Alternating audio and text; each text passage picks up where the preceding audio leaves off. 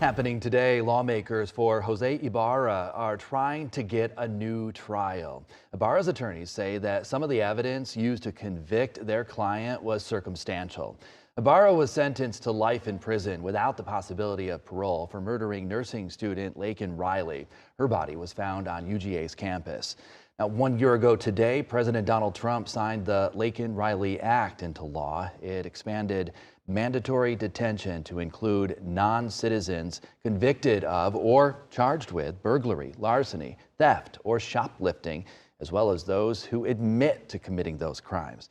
At the time, Georgia Republican Congressman Mike Collins called the bipartisan legislation necessary. This was not a partisan issue. This is a bipartisan problem, and this was a good bipartisan solution. So that hearing for Ibarra will take place in Athens. It's set to get underway in just a few hours from now at 9:30, and Atlanta News First plans to be there.